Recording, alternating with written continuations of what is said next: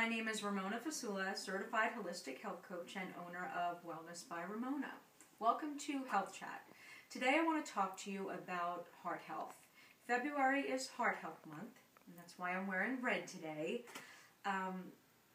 When I think about heart health, the numbers just astound me. It's the #1 killer of men and women in this country. One woman will die every minute from heart disease in this country, and the numbers for men are just as astounding.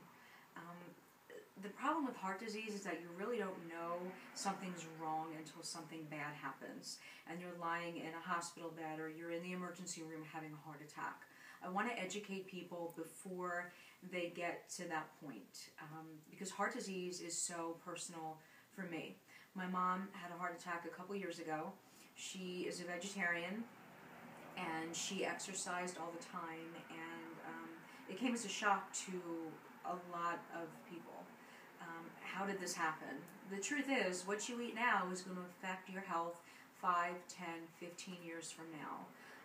I'm Italian. I grew up on Italian cooking, and it's not exactly the healthiest cuisine in the world. Even though I love it, it's not exactly the healthiest. So my mom's doing better now, thankfully, but you know, she was one of the lucky ones, and some people are not as lucky. So I want to prevent that from happening, and that's why I wrote this book called A Health Coach's Guide to Heart Health.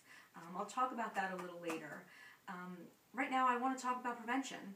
Just because you have somebody in your family that has or had heart disease does not mean that you're destined to get it. Heart disease is largely preventable, and I'm going to show you how. Today I want to talk about a heart-healthy diet, and there are many facets to heart health, all of which are included in my book. But today we're going to talk about a heart-healthy diet. So what does that mean when I say a heart-healthy diet? The first thing I would say is that you want to eat more fruits and vegetables, whole grains, things that are high in fiber. Fiber binds to cholesterol and pushes it out of the system. So you definitely want to make sure you're eating foods that are high in fiber, like beans. You want to choose foods that are low in saturated fat, trans fat, and as I said, cholesterol. Trans fat is so dangerous, and the FDA is actually going to be taking trans fats out of foods. They mentioned that a couple of months ago because they're realizing how dangerous it is to our health. Trans fats are very, very bad, so stay away from it. You want to limit your sodium intake. 2,000 milligrams a day is what is recommended. I don't even come anywhere close to that. So you want to make sure you're reading labels. Make sure you're looking at the amount of sodium in each packaged food if you're buying packaged foods, which I would not recommend at all. But if you do, make sure you're looking at the sodium. You want to get out there and exercise. You want to balance your caloric intake with your physical activity.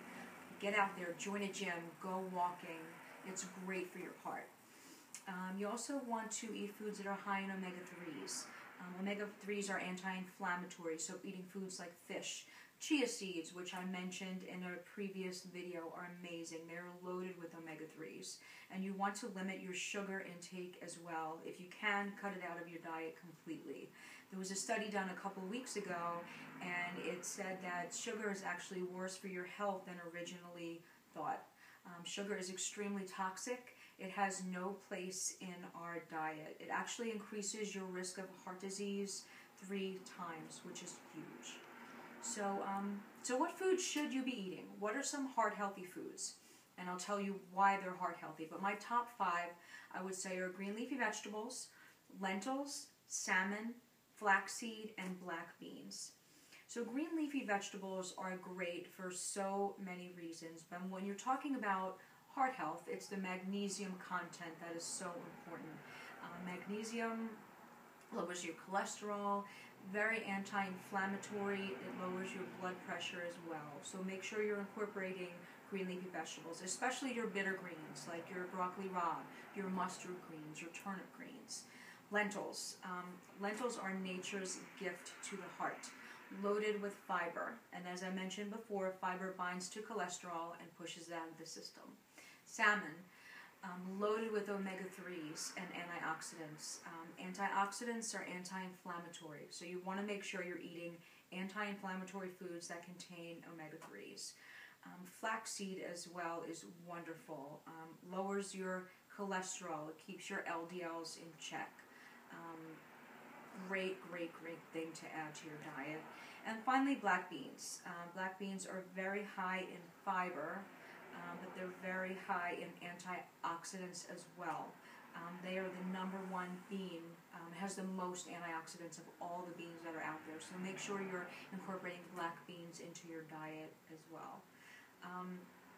The first step is really awareness. Just be aware. Go out and buy this book, 11 Steps to Heart Health. It could save your life. It could save the life of somebody that you love. A wise man once said to me that health is everything. When you don't have your health, you have nothing. And I always tell my clients it takes a lot less energy to prevent disease than to fight your way back when you're dealing with an illness. So go out, buy the book, buy it for your friends.